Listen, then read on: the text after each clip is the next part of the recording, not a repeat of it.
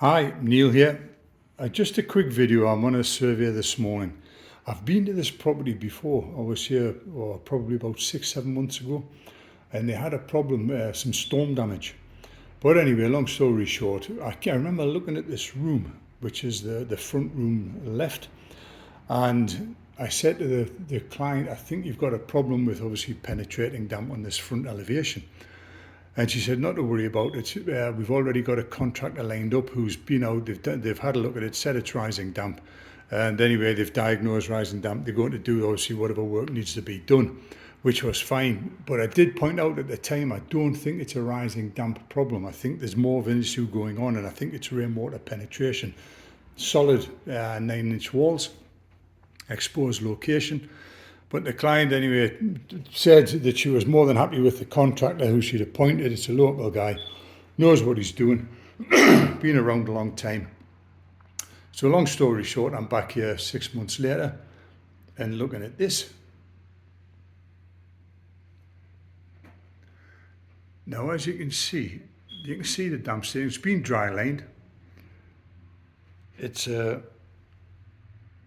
9.5mm plasterboard, dot and dab directly onto the exposed masonry.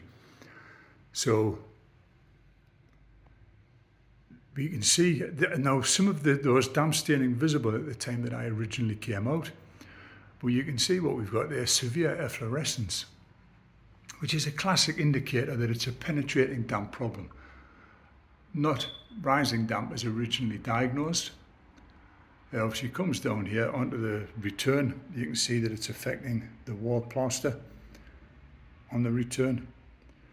So it's just, yeah, you wonder when the penny's going to drop with the contractors who go out and diagnose these problems, that it isn't always rising damp, and simply taking the plaster off and sticking a plasterboard to the wall using drywall adhesive, which is gypsum based, which is highly absorbent, is never going to resolve the problem.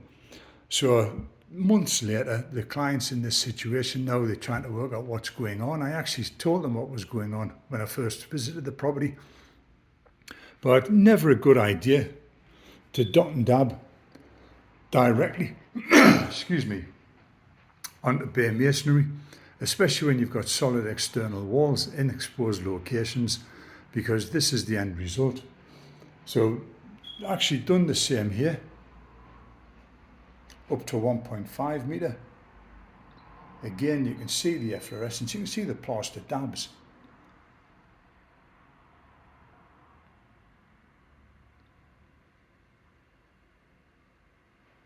So I'm not really sure why I've made this video, because I could probably make this video every day of the week. But it's just frustrating that there's local, well, I'm not saying just local contractors, there's contractors out there who profess to be experts in damp, and they have no consideration for, actually trying to find the root cause of the problem. Typically penetrating damp will show at the base of the wall. Why? Because of gravity, water penetrates the structure and then it heads toward the ground. So that's where you're invariably going to find the elevated readings or the higher readings, higher moisture levels.